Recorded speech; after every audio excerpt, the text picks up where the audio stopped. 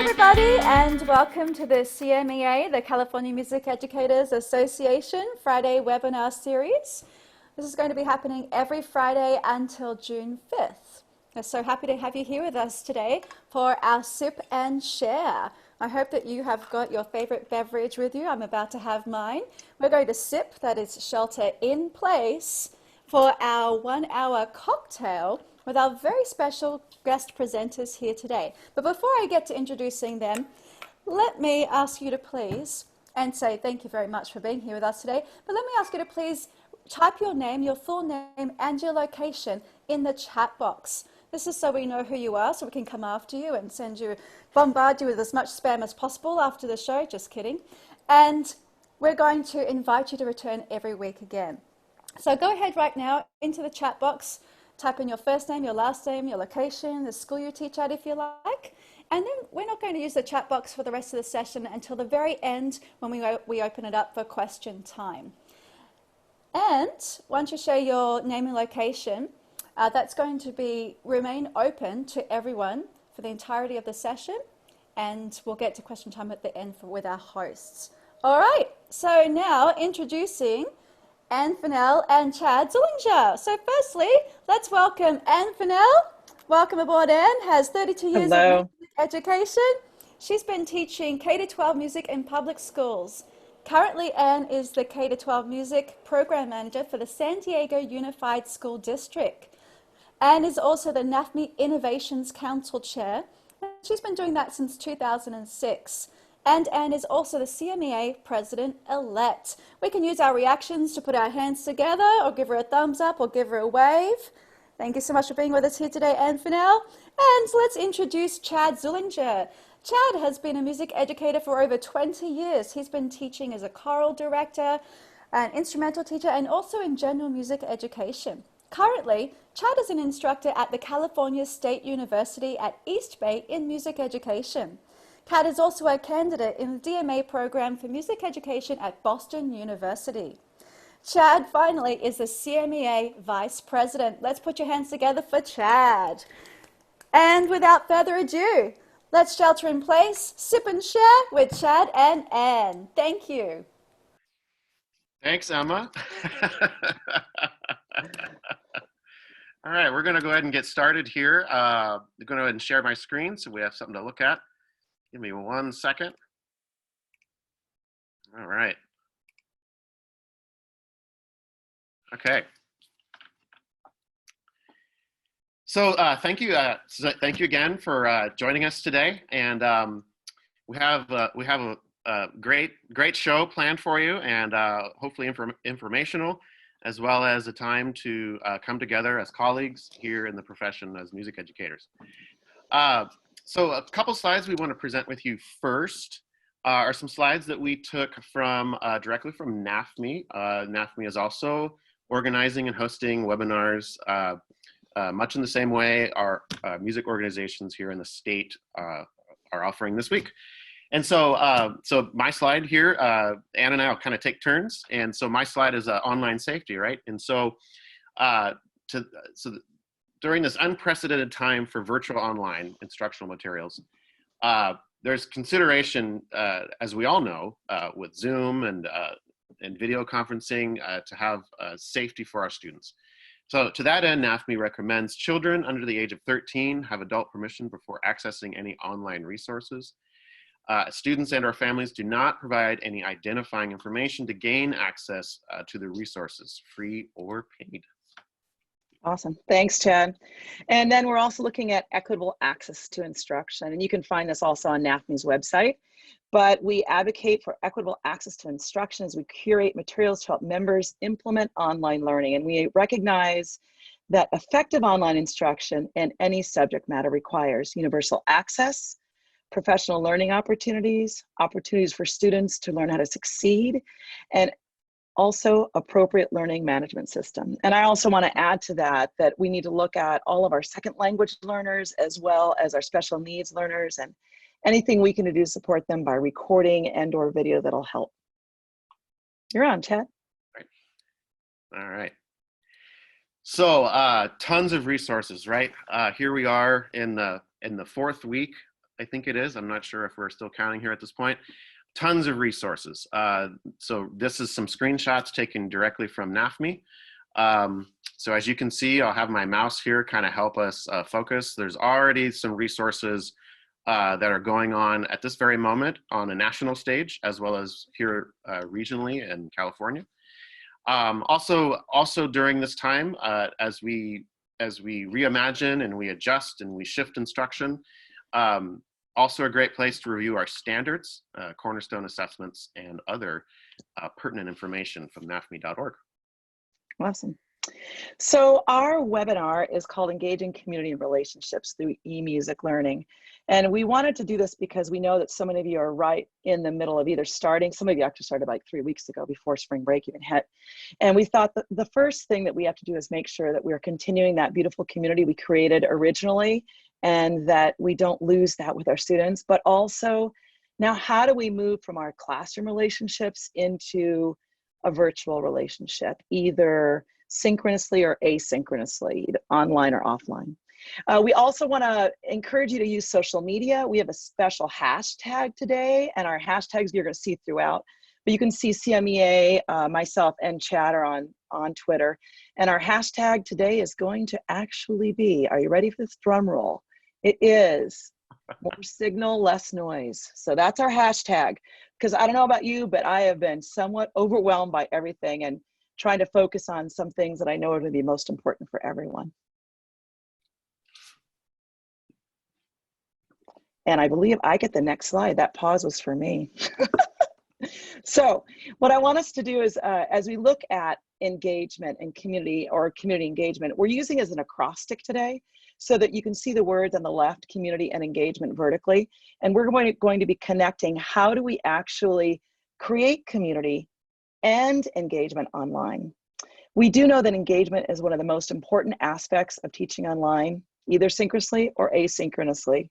But how do we engage our students online will determine the community that we actually build. And also, how do we respond to students? Because that will determine the culture of our musical community, virtually or in person. We've had that wonderful chance to do that in person already, and now we have to continue that outside.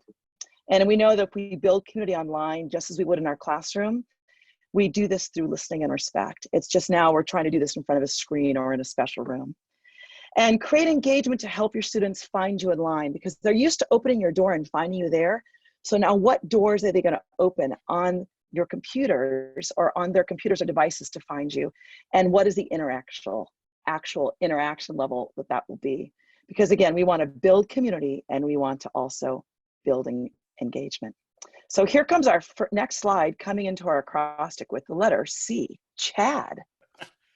So as we sat and brainstormed this this webinar for you today, we basically took, like Ann said, community engagement, and we thought of some verbs, some adjectives, some nouns to consider as we look towards the rest of our academic school year, and how we might continue to build community and continue to foster engagement for our students.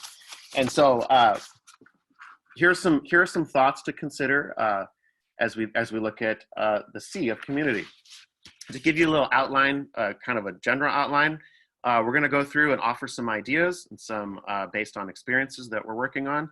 And about 2/3 through, we're going to have an opportunity so that you all can share your thoughts and ideas about how our webinars move forward, sort of a crowdsourcing of ideas, because after all, the folks here on the exec board, we are in service to the profession. And so we'd like to hear what the membership has to say about our webinars moving forward.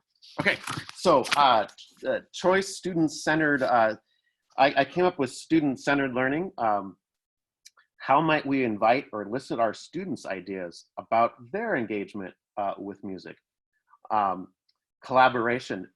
Using all of the existing software and technology that we have available, both before the coronavirus and now that all that software is now coming on as free applications, continuing to find ways for students to collaborate together using the technology. Okay, here comes the letter O. So we want to think of this, however you're going to engage in your class, that you start and you always open with a question.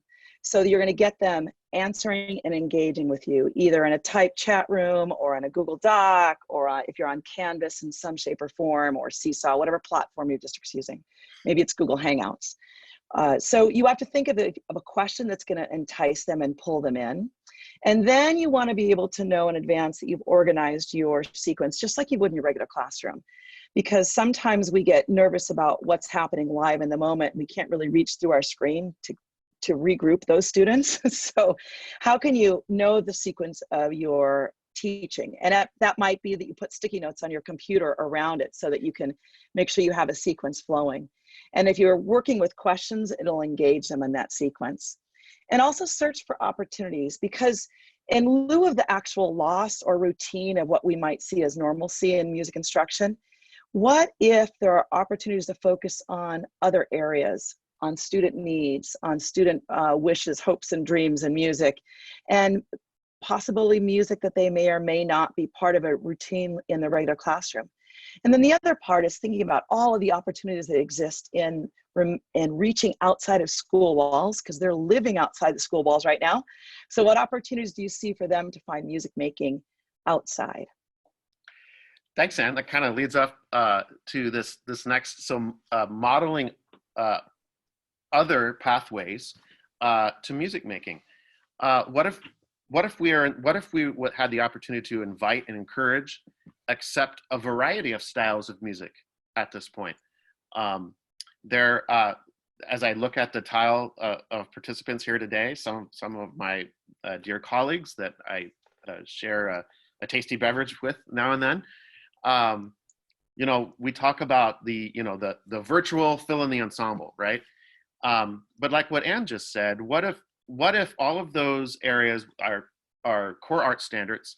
What if those aspects of learning with our students we can accentuate during this time, right? Composition comes to mind, creating.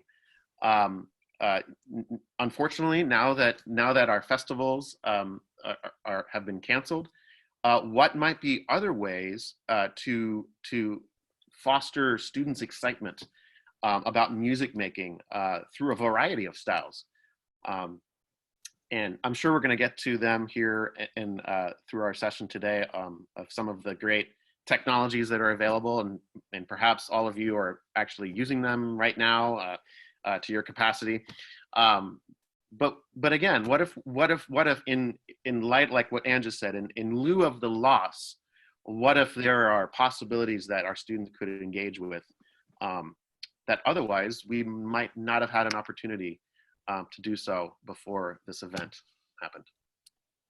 Thanks, Ted. So if we look at that modeling of encouragement and modeling of professionalism, positivity, that's going to be something the students are going to take our lead on it no matter what. If we get up there and go, oh my gosh, this is so hard, I know it's awful, that they're going to reflect that. So however, it's really that real positive mirroring part. And even though we know we might be struggling through it, it's kind of like selling that used car for the first 30 minutes, maybe. It might be that first modeling. And part of this also is making each student know that they count. In a virtual situation, if they're not in the physical realm, so it's how can you figure out a way that you're going to make each student know that you hear them and you see them, and that everything they say and do still makes a difference to you and their peers. That might be going around the space. It might be writing each person a little bit of a note. It might be calling out special names, and on special days, certain kids or certain students get to lead the opening exercise. Whatever they're going to know that they can be heard and seen is really important. And that also to be mindful. This is such a tough time. I know for me, we're coaching people to be mindful of what their students are going through, but at the same time, we have to be mindful for ourselves. So I think have as much grace towards yourself and as much grace to students. We don't know their situations. Students could be homeless. Yeah, they have a device, but they're homeless. That's pretty tough. Sometimes they're embarrassed about their home situations and they don't want to show anything around them.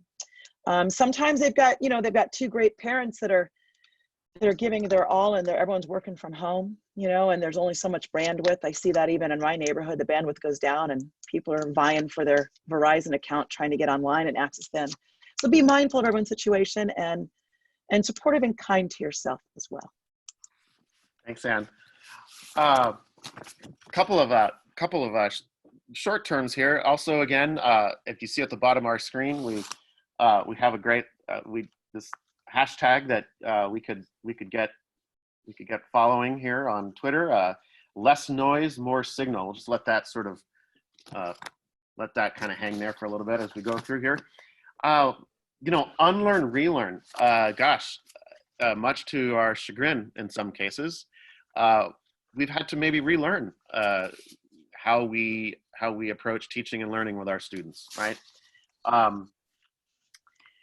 At the other end of that is also unify in unity. For all of the you know, technology and tech tools and tech pieces that we're saturated with at the moment. What if we were to think about ways that the technology could actually bring people together, much of like how you and I would on social media. So there's a value there. There's a value there in bringing our students together using technology. There's a value of working together toward goals, and the value of overcoming obstacles. Right, we're all kind of faced with this obstacle here in the spring of 2020 that is not necessarily going away completely anytime soon. And so that's also important for our students, going back to the modeling, but it's also encouraging them that that using the technology, we can overcome obstacles, whether that being in the same place. And again, as the prior technology rep, I can think of all of these software applications that could bring students together in a shared space, much like Google Docs. We have the Google Docs of music notation, music recording software that the students can actually collaborate together in those spaces to pursue learning, even in remote learning times. Yeah. Thank you. I was thinking about, Chad, as you were talking about unlearning, it's just a hard thing because I've always, you know, you've done something some way forever. And I remember my last year teaching, I had asked a couple of kids, I was like, hey, how would I approach this differently this year?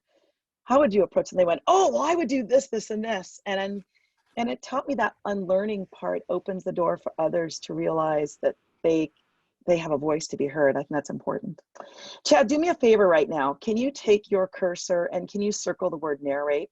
Because here comes an example of what to do. If you're teaching online, whatever you do with your cursor, you should narrate. So notice that he's like, okay, everyone, I've just highlighted the word narrate. Notice that I'm highlighting the word narrate. And now I'm going to zoom back out to complete view only in presenter view. And then he zooms back out into presenter view. The goal is that sometimes the moves are so small when we are online that people can't track it. I know there have been a time when I've been in a Zoom call and I'm trying to figure out of the 30 or 40 people who's talking, and I'm looking for open mouths that are trying to move. So whatever we do as teachers, we have to do it as if they can't see it, even if they can, right? So it's just, I'm circling right now the letter N, I'm moving my cursor over to demonstrate this. Whatever you do, narrate, that'll make it really easy and less having to repeat. And then normalize. So I had this really cool experience. I've been a real big fan of Brene Brown and vulnerability and all of her leadership work that she's been doing. She has a new podcast out, by the way. I'm just going to put an ad out there for her. But her first podcast was how you take a situation like this and how you work with it. And the first thing she said is you have to normalize it. You have to name it. You have to call it what it is and call a feeling of it. And it could be everything from awful to some other expletive, your choice of words, depending on what you're drinking right now. Or it could be some lovely word that it's empowering. Whatever it is, when we normalize it, we just call it, we take its power away. So it's not going to be overwhelming. And then we can create a box for it and hold it in that space. And I think students need to do that too. They need to go around and say, hey, this is how I'm feeling now. I'm feeling this, 1 word, 2 words, because it helps us then move into, okay, I know what it is and here what I'm going to do next. And this is what I'm going to do next. So the moment that happens, it helps everyone kind of put a perspective on it. And I think that's really important for us. I know I have to adjust my perspective every day depending on where I am in my learning curve or my change curve, if you will. So I think that's really important for us to support students in that as well. Awesome. Thank you, Ed. Ooh, a lot here. So inviting, so I kind of on the heels of my last slide, with all of the application, and I like using this Google Docs of music applications, right? So all of these free applications exist right now. Soundtrap is the analog there, is like, it's like GarageBand in the cloud where a lot of people can collaborate on a project. Noteflight Learn is like the Google Doc for music notation, where students can collaborate and work on projects together. So a question maybe for the rest of the year is, where do our students' interests lie in this endeavor of learning, right? In this teacher and learning. I'm having a really awesome time right now with some current students of mine, that during regular school, they were a hip hop group, and they found ways to use Soundtrap to record their lyrics. They actually used a Google Doc to write all their lyrics out, but now they're finding it hard to do that because they also make videos. But they're working towards a way where they can share video clips of themselves using Google Drive. A couple students are working together on an online video program. So they're finding ways to overcome obstacles, and they're engaged in music that is of interest to them, and they're finding ways to actively participate in this distance remote learning world as we speak. And so one of the bullet points is like informal learning situations. Much of what we do is in the formal learning situation environment. Ensemble directors, right? We're in the midst of rehearsing. It's festival season right now, and so we're preparing for festivals and spring concerts. What if this was an opportunity to engage in informal learning situations? And I'm going to get to a few of those here in a minute, so I don't want to take all the ideas away from this slide. But tapping that idea of using this time as a way to tap into students' internal intrinsic motivation, right? For all the reasons they came out to participate in your program, what are ways that we can tap into some of the other reasons that they love music, right? That might be a really great opportunity to do that. Ted, I'm going to jump in on that because I know we now have a holds harmless grading policy in the school district, and some of the seniors have tapped out because they can't get their grade lowered. So if they had a B, they can't get anything lower anymore. So, and I understand why that's important to have. Now, the challenge in that is that our school structure has always been that the school walls determined so many aspects of the program, as well as the grades became the external motivation versus the intrinsic motivation, right? So then how do we find that intrinsic motivation in those students when before the grades were driving it? So now we're at a completely different space. And the more that we can push them to find those interests, the more that'll help. It's almost like a recalibration of why they're learning. It's really a challenge, yeah. Mm-hmm. Okay, we're gonna head on to the letter T for community. And we are looking at two, and I'm sure you've all experienced this, tone. I'm sure you've had a text message or two that you look at that and you go, what does that really mean? And why would that person do that? And why are there 5 exclamation points? And why is everything in caps? You never know, right? Yeah. So I look at that and it makes me realize that we just have to be cautious with what we're sending. I find myself doing that as well. Sometimes I'll read it twice. What does that infer? What would that perspective be of that person receiving that?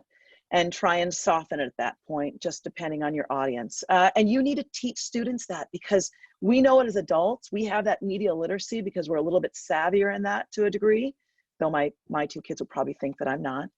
But I think that when we go to adults, we're talking back and forth, we have it. But students might not have it.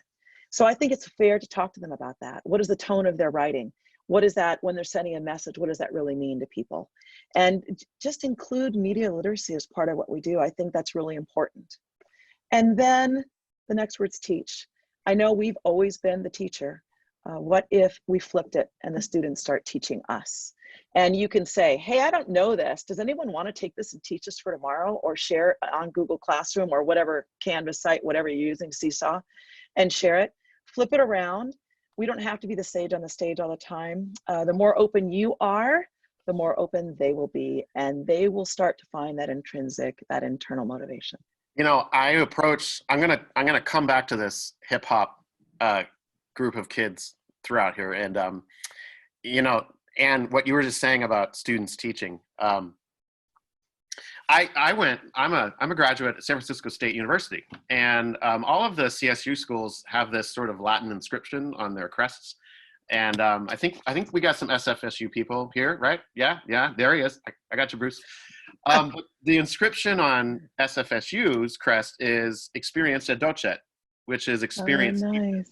I mean, like I didn't know that when I decided to go there, but that's been just kind of this. It's been just kind of revealing itself throughout my career. Many of you know about what I'm doing, and I'll come in with how this group of students in the hip hop group should do things, and then they realize that that's impossible, and then they'll come back the next time we meet and be like, "Oh yeah, no, we figured that out," and I'm like, "Oh wow, explain it to me," and then they do, and then I'm looking at them at the screen. It's just these 11 and 12-year-olds. They're just like, I'm like, that's really cool, and that just kind of makes me go, wow, like check it out, they're doing it. They're learning, and it's on their terms, and it's on their turf, and they're doing it. And so I really like that students teach, which comes into this next slide. Yes, and yes. Yippee! Where did that come from? I'm not sure. But providing options when we say yes. A couple of the sections I teach right now, I had basically a menu. My father would call it a smorgasbord, but a menu of options that students could dabble in for this sort of like week and a half, 2-week projects that we were working on. And so that was really great, because then it doesn't isolate like a class full of students that I have. It doesn't isolate. They all don't have to do hip hop, right? They can do solo projects. They can work on duets together. They can use video editing software to make music videos. And so it was really kind of nice to just have a buffet so that the students can choose. And during our synchronous sessions, I'm there for questions, and I can share my screen, and we can kind of work through it together. So it's been really great to see Yes, and Yippee, and just offering a buffet of options. Thank you, Chad. Okay, so now we're coming to the word "and" before we get to the word engagement. So A, active listening. You want something on your site, find a piece of music that you can post, that you can share appropriately, that it's school appropriate. Maybe you go through and you count how many times the triangle plays, and it's kind of a scavenger hunt. You ask the students, hey, how many times does the triangle play in this piece? Or how many times does this lyric repeat? Or how many times do you hear the horns enter? Give them something to really listen to actively. And then also model active listening whenever you get into a classroom situation, if it's synchronous, so that you can repeat what they're say so they really know that you've heard what they've done. Anything you're going to get them to push into and lean into a little bit, they're going to hold on to. Attention, or adopt a growth mindset. What I want to do is just think about this. I know that we as teachers, we're overwhelmed with so much to do right now, and it's so easy to go, okay, I can't do that one more thing. So this is where our whole thing about less noise, more signal, right? But still think about, how can I still grow, and how can I still model that with students? And that we are all in a growth situation right now, kicking and screaming as it might be, but we are all in a growth situation. And I don't know one adult right now that's not pushing themselves hard. It comes in different frames, and we can reflect that in the classroom as well and online. And then an attention grabber. If you have a website, if you have a classroom site they visit all the time, always make sure that you have a grabber for them at the start to make sure you get people enticed to come into your site, whatever that might be. What did you have for breakfast today? Tell me your best show. Tell me a riddle. How many people are wearing something green today? Something that you're going to get them engaged in. and to pay attention to what you are and where you are. Because remember, they have to find you in a new location, a new location. Yeah. You're on, Chad. Absolutely. Thank you. All Here we right. go, pass No walls. I used to say before our situation, we have, I use a prop here. We have the entire history of the human understanding at our fingertips. And so there's no walls. So you know, a little piece here about inviting students to think about, you know, during your synchronous times, inviting students to think about what they've learned in class and look out, right? Some things came to mind, and I have some colleagues on this webinar that are doing some amazing work, and I hope they have a chance to share. But using YouTube to listen to different versions of repertoire that you had engaged with, that you were going to engage with. You know, using YouTube to find a piece that was played in class, finding various performances. Invite our students to share what they dislike and what they think they can bring into their interpretation of the music, right? Maybe have, going back to our student-centered piece here, maybe nominate a student from a group of students to share, you know, to share what they found about several different performances, right? So no walls, no boundaries, which I acknowledge, I think we will all acknowledge, is sometimes that's like not pedagogically like the best thing, right? But then as teachers, facilitators, how you perceive yourself in that equation, right? That's where we provide that framework, right? And so that it's not just simply reckless abandon, but there's actually an end game and a goal to what it is that we're doing outside of the walls. Thank you. Okay, D, here we go. Deep listening. I don't know about you, but years ago, albums would be like an art form, one complete piece. And you listen to the whole album and you go and you could see the storyline. So maybe there are still albums out there you want to teach your students about, to listen to it and explain the storyline and maybe relate a storyline to an album. Now they have like EPs that have shorter versions of that kind of concept. So something appropriate for school. Have them also maybe as an activity, and this would be touching upon all of our really important connecting with a content specific academic language, would be have them listen to a piece of music and describe it word by word as if I were reading it and I couldn't hear it, so that just by reading it, I could hear it. So invite them to use their language and describe music. Invite them to find an online tuner or to put up a tuner on their phone if they have one, and to play their instrument or use their voice and sing and find out what it's really like in their bodies and in their instruments to play completely in tune. And what does that look like per note, per scale? Depending on the student, it could be 1 or 2 notes only if they're 4th or 5th graders. But vocally, that could be any age as well. And those online tuners are found everywhere, and that would be fantastic to do. Because again, you want to get them to really become, this is the opportunity where they can become a real quality listener. So oftentimes we tell them what to do, but when they're in their own motivated teacher, you know, lifelong learner modality where they are truly creating their learning experience, we're empowering them to listen and to learn about themselves and then have them reflect on it. That's really important because we want them to be able to reflect on their deep listening. Differentiated instruction and learning, we know what that is like, especially for all students really. This is a great opportunity for us to really start to personalize something, because what we put out there may not be feasible for every single student. They might not have an instrument. They may have an instrument. They might not have a complete pencil in front of them. They may, we don't know. So let them choose what's possible of that menu, that smorgasbord of options, and then talk to them about what is reasonable for them. That's important. And universal design for learning, the same thing. How do we include all learners? I was suggesting to a couple teachers that have quite a bit of narration or quite a bit of narrative on their websites. What if you go to Soundtrap or GarageBand or even your voice recorder on your phone, record what is on your screen and then place an MP3 in there for them to click on it, so that we make sure that we're supporting the students who might be able to read, but they can listen, and as many pictures and as much audio as we can get. Awesome. All right, we're at engagement.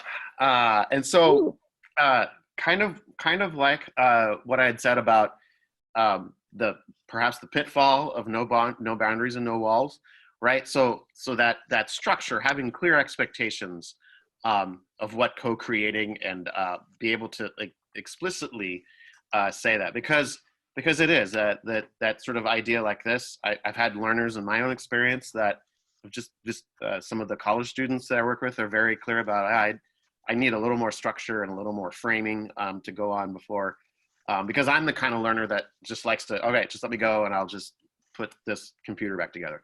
But not everyone learns that way, right? Which brings me to the experiential learning piece. And so some of these I'm just going to share some of the work that I'm doing with my current students as a way to kind of define some of this. And so experiential learning and developing that sort of that student voice. We have a really great activity going on with myself and the English language arts teacher at one of my schools, is that he's been having the students write a journal, sometimes in prose form, since this situation started. So the students are producing some amazing poetry about their thoughts and feelings from the students' perspective of what we're going through. And he wants to partner with some of the music kids so that we can work on creating something together, right? We can create the multimedia kind of work where students are at the heart of their experiences and their viewpoints. And that's serving as a way to reflect not only on their current situation, but reflect on their learning, how they're interpreting the events going on in their very young lives, and doing that in a very artistic way, right? And so definitely a tablespoon of some experienced learning, partnering. Ann and I were just saying, this is great. Ann and I are probably used to doing these kinds of things on our own, but it was just been really great to be with a partner, putting something together, going over things, and makes that experience so much more richer for me as well as my co-host. Thank you. Okay, we're moving on. So we have the letter N. Think about new and open. I feel like everything's been new these last 4 or 5 weeks. New culture, new city, new quiet neighborhood, new bad Wi-Fi. I don't know, so much new. But there's so much going on, and think of all the possibilities of what students could do, maybe opening up a new pathway of interest. I just saw a beautiful video of a young girl, because she happened to have a harmonica at home, starting to learn the harmonica. And the teacher said yes, which I think is beautiful to see. Because again, you get engagement at a different level, and there's so much, and then they get that intrinsic motivation. And then I want you to think and take time to notice and celebrate. That's part of that yippee from the Y. It's notice what students are growing. It might be just incremental. It might be very small. The fact that they're even present in the room might be the hugest growth. But notice that and celebrate that. And then think about this hashtag, less noise, more signal. Okay, let's be real. Is it another bell and whistle? Do I really need it? Or is it something that's going to continue, or is it gonna make a mess of me psychologically to the point where I can't teach? Really think about that. Don't drop your teaching cold turkey and say, okay, I can't do that anymore. What thread can you pull through so that you can still keep some continuity, and maybe add one new thing of some type of one new technology? Have grace with yourself. Be kind to yourself. Being kind. On that, I have always been a proponent of the lesson design and the students' learning outcomes guide the technology that I'm going to have the students engage with, right? So it's never been the other way around. I mean, I might. Right. It's not about the tool. Right. I mean, It's not about the tool. Don't get me wrong. I like bells and whistles and tools, but that's kind of my personality. I love to dig into that stuff and figure it out. Mm-hmm. But when we're talking about teaching and learning with our students, I've always maintained it's teaching and learning with technology. It's not like technology, go. Yeah. I've had a lot of pushback, just not pushback, but just like some of the people that are on this call right now, like there's just so much. I'm saturated with so much new, and it's tech and collaborative, and I feel bad because I feel like I should be, but like I just have to, hey, that's fine. Like what Ann said, having a nice helping of grace and patience. So that kind of falls into my next slide. Choose your self-guided learning options. I was just sharing with my daughters about the Choose Your Own Adventure books. Some of us on this call might remember that. But that's just kind of that same idea of the menu of options, so that differentiated learning with the students in any one segment of our population, they have options to explore, to engage. I'm gonna let Anne talk quickly about Gamify. This is one of Anne's, so I'm gonna have Anne do that. So maybe there's, yeah, I'm concerned about the time too, because we're at I see that 3:41. too. I need like 2 hours. Okay. So Gamify, you can take and create a contest out of something. So however that might be. And maybe they're going to create teams, or you create teams depending on the equity of your classroom in listening or performing or practicing, and create a competition, or create a game out of something that you are learning. So I've seen students create like hide and seek games in a picture, and they start putting pictures together, and they find things that are appropriate to what they're learning, and they use music theory. However you're going to gamify it, entice them, but don't make it to the point that it's fluff, right? You want to make it aligned with the standards. Let's get to the next letter, Chad. I think it's A. Yeah, and yes. We're going to say that a couple times because it's important. The more that becomes part of our vocabulary, the more that students see that that we can expand, and that's important. The more we say yes, the possibilities to how they can learn will expand as well. Activate learners. John Hattie talks about this. We can facilitate them and guide them. Sometimes we need to activate them by just asking the right questions. So what is that activation for those individual students? Here's a tough one. We kind of have to accept where we are. We have to accept the fact that we can't go and have a rehearsal with our students. Once we accept that, we're going to find other ways to engage. And I think that's important for us as adults. And how do we step up and outside of that so to make sure that we're staying in that positive realm? It's challenging.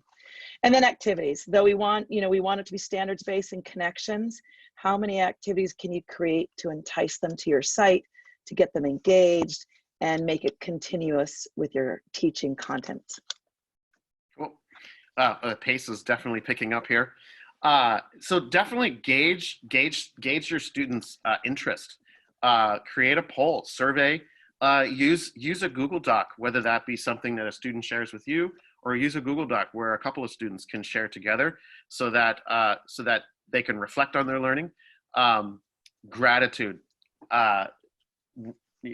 sharing with our students the gratitude that it is that we get to explore other avenues of music teaching and learning, right? Go. And then gamify again. We're on. Okay. So E, by the way, instead of a gauge, thank you for getting that. I think I put gouge on the first original. Gouge those students. Yeah. Okay. We're on E. Okay. Entice. So I think of it like a candy store. What are you going to put in your storefront that's going to want them to come to walk in and to see that they are going to be excited about coming into your new room for teaching? So how are you going to entice them? Extend their learning. Yes, and this is here, but how can they connect it? How could they compose to it? How could they write to it? How could they find a composer they like that's living online? How could they find a composer on YouTube that might have passed but has beautiful music out there for everyone to see? How can you connect it to the games they might be playing, some of that beautiful gaming music that's so beautiful? And think about effect. The reality is this: not everything that we're going to teach right now is going to work. It's not. So find what works and use it. And poll your students. Is this working for you? Is it not working for you? Get their interests and let them tell you what's supporting them. Encourage student voice. Right? Yes. Bingo. So going back to what I said about experienced teachers, if given the opportunity, learners construct meaningful understandings and shape their own knowledge of creation and meaning, right? So if given the opportunity, this goes into the intrinsic learning that we talked about earlier. What will motivate students to engage in some of these activities and opportunities, right? Just like I said with the English language arts teacher, that is what I chose. It doesn't mean you have to stick with language, but work with one another, make connections between other areas of learning, right? That makes the learning that what our students are doing in music that much richer, right? And so in this time, as we're looking at, we could kind of see maybe the end of our school year, partner up with some teachers that you share students with. Make an activity that is multidimensional, something that enhances both subjects and the students' understanding. Thank you. Empower your students.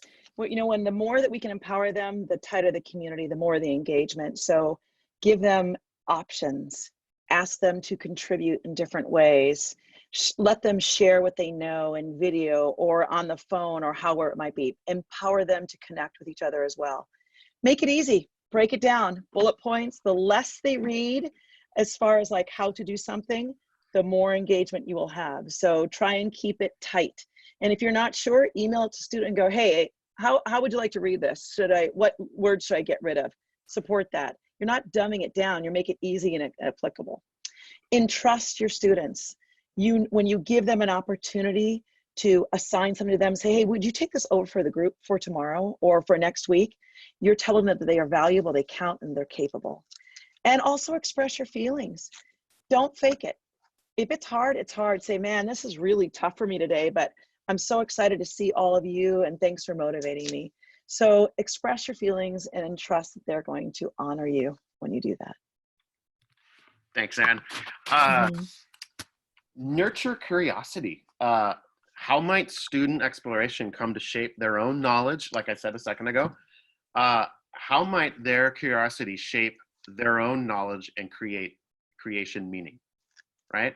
I used to say when I would give presentations on technology is that that learning does not stop after our students leave the 45 to 60, 90-minute period they have with us and the four walls of our teaching space, right? Learning is ubiquitous. Learning is going on all the time.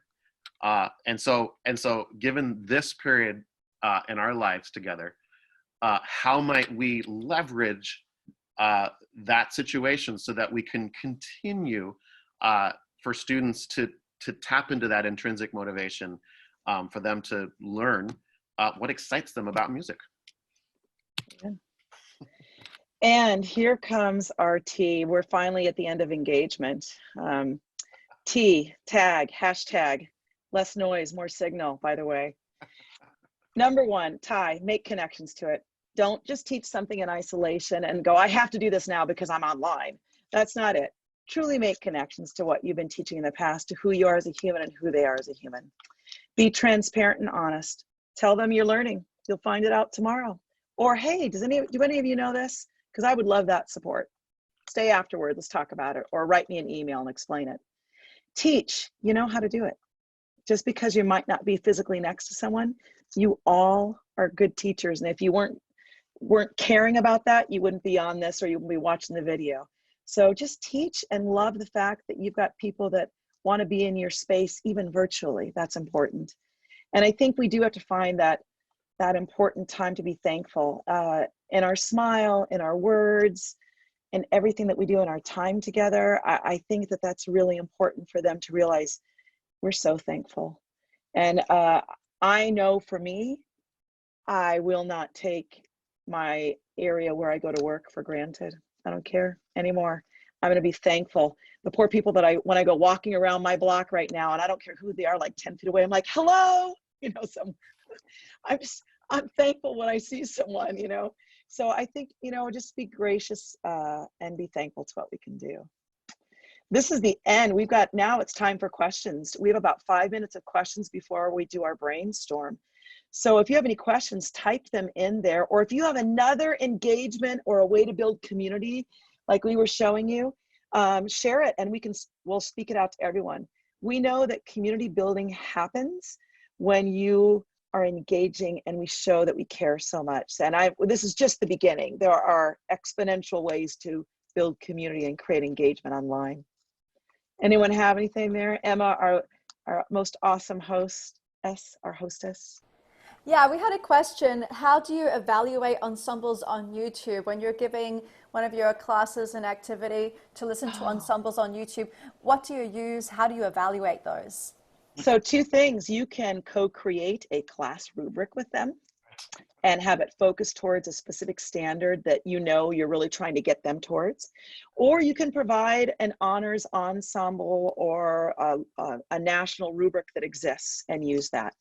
It would be kind of, for me, I would personally like to co-create with my students because maybe your ensemble was working on balance. So then let's talk about what it is. So they're cognitively aware of it. And then you can go on YouTube and do that and have them compare and contrast several. Oh, I see that Jessica wrote, we had bring your pet to class day at the beginning of class. Yeah, I've done that too. That's great. Love that. I have my students write rubrics all the time, and they're really hard. they Yeah. they know, and just like Anne said, there exists a framework that certainly we're beholden to, and that certainly can serve as a guide. But when my students are working on creating something, that's one of the first things we do. How will we know what we know? How will we know did we accomplish what we set out to learn? Yeah. And so that's one of the first things that I have students do. Actually, taking the rubrics from an ensemble or a solo ensemble festival. Yeah. Right? Sit Yeah. there, watch a video, Right. watch like all the 10,000 choices that you have, right? And just use the sheet. Yeah. Norm D posted listening skills, evaluating other ensembles. That's so important. Yeah, you want them to exercise that as much as they can. And then compare, contrast, have them write about it and speak about it. What a great way to up their how to read and write about music. That's beautiful. And Jessica, I see that someone brought a duck to their bring a pet to class day. That's beautiful. That's great. Sorry, Emma, go for it. how do you communicate to your students about leading a session online? Do you make them a co-host on Zoom? What platform do you do that with? And how do you communicate with them ahead of time to be prepared for the class? Well, number one, whatever platform you use has to be vetted by your school district, period. Because there are school districts not allowing Zoom. There are some that are allowing only Google Hangouts. It depends. So you do want to practice with them ahead of time. And you want to make sure that their background is appropriate and that they are feeling safe and they have got sound. So I would spend time. In fact, I've worked with several people in the last day and will this afternoon about, how do you negotiate that? And I trust the student to do it. Sure, they could have that. It'd be like giving them the marker. Chad, what were you going to say? Oh, I was just going to say that some of the schools and the districts have chosen not to use Zoom. There's so much technical updates coming, almost seems like daily. There also is Google Hangouts. The Google has rolled out the business platform for all education. They're constantly making updates where one of the biggest thing with Hangouts is like students were sticking around until the end, but they fixed that. Now too, you can actually set up a Google Hangout right in Google Classroom. So that's just a very current update. So that sort of integrates in sort of that online class piece, right? It's a unique URL. It's not something that people can hack into. So Thank you. Emma, do you want to read suggestions out there before we go to our next slide? Sure, absolutely. And just while I'm finding those, what are the best apps that you would recommend for elementary school children under the age of 12? So best apps to teach what? There are hundreds of apps to teach different things, but there are also many different websites and Chrome Music Lab. Boy, Chrome yeah. Music Lab Well, comes Chrome up. Music Lab, and Groove honestly, Pizza. I've seen Yeah, I've seen Soundtrap by first graders, right? So you can anything that a student gets on because that click and drag feature or recording feature is anything. So that, and if they have a phone, if they have a parent who has a phone that can record. Acapella works really well for I've seen 10 and 11-year-olds, but Flipgrid, that works really well too. You can post that as well. Fantastic. From Bruce, we've got by request, I've been posting a recipe of the day in Google Classroom along with the poem of the day. I want to be a member of your classroom, Bruce. That's beautiful. Yeah. Nice. Jessica wants the class code from Bruce, please. Yes, yeah, me too. It's in He the used to be a cook, so he pointing to gets the it. chat Yeah, right now. right. And from Sharon Carson, Sharon asks, what site is used for these online performances with Okay. individuals playing together? Okay. So Katie Wardrobe out of Australia has a great message towards that. That really is just a final technological aspect. That doesn't really happen. If you are going to play at the same time, your computer is, your volume is on. Everyone is on some sort of earbud system or overhead, and they have to mute. There's no way we can do it synchronously. There's latency is too great. So they have to mute and they'll play. It's ideal if you have a metronome going on your computer, and you can find those either online or whatnot, but ideally you want to have that. You could put backtracks inside a Google Classroom and they could play it, download it individually, but you're never going to get that synchronous moment. That's a technological phenomenal, about a 50-hour job. And here's the reality, and I'm sure a lot of us have been seeing sort of the anti-virtual ensemble. Yeah. And here's the deal. Very small percentages of folks are putting these Whitaker style pieces up. The thing about that is that they have enlisted or employed people to take all of these files and use professional video editing software like Final Cut Pro, and they're actually stitching all this together completely offline, right? And so although it's easy to do, it's a question of resources. It's a question of time and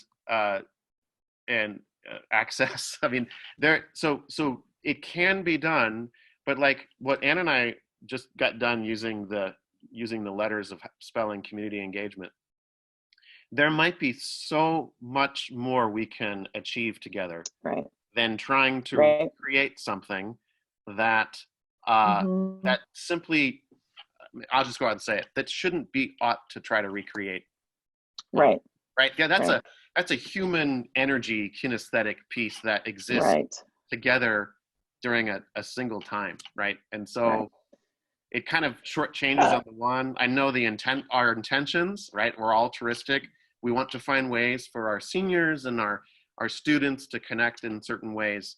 But like what Ann said earlier about accepting, right? I mean, that's a piece where we accept that would be a disservice to that process that all of us on this call right now have spent our lives pursuing, right? So, thank you, Ted. So I'm gonna say just one more comment, and then we need to move to our last slide because we only have a couple minutes left. Get your students to document their learning. What have they learned? Technology, what have they learned about music? They have us, them, all of us right now, we are primary sources to what is happening historically in all of education and all of the world.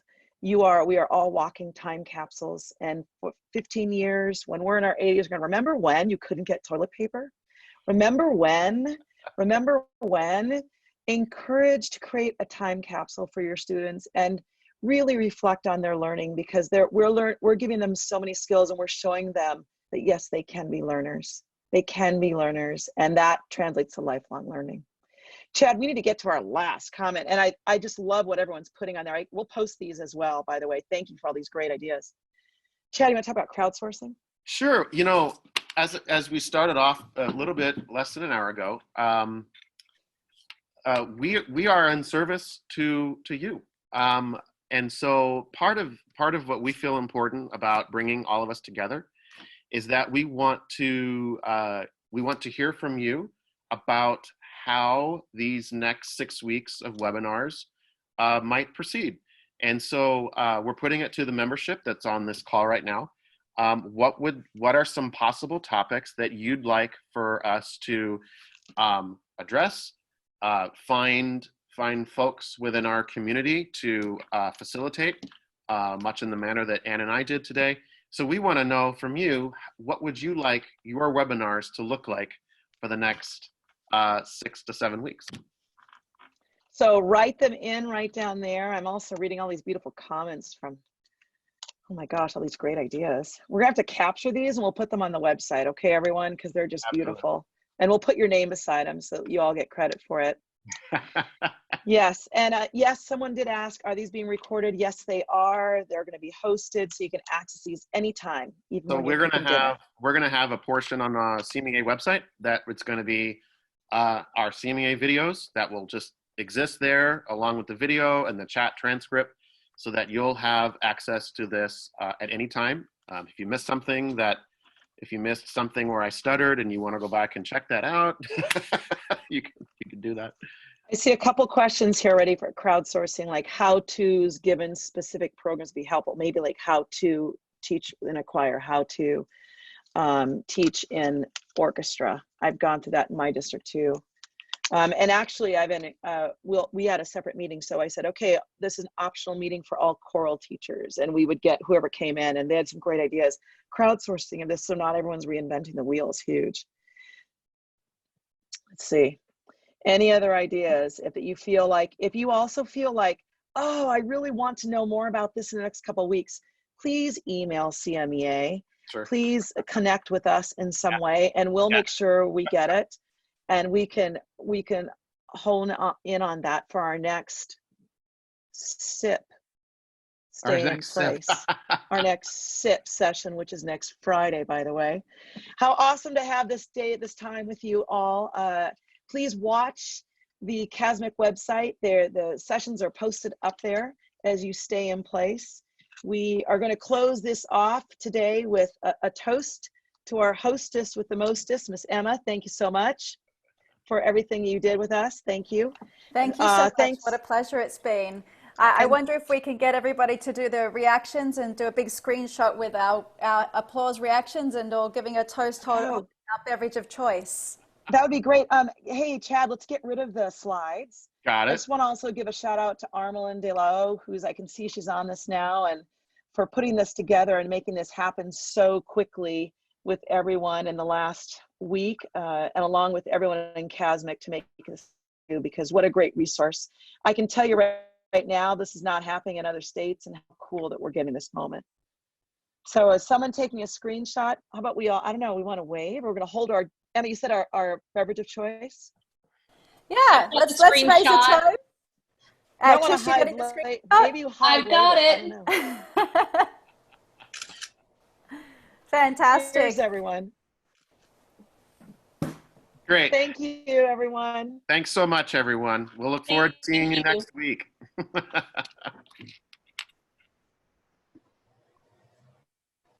Thank you so much again, everybody. Remember, these are going to be posted on the CASMAC website. Let's give another round of applause to our expert clinicians, Ann Fennell and Chad Zillinger. Woohoo! And Emma, to you too. Thank you. Thank you. Can't wait till next week. Very exciting.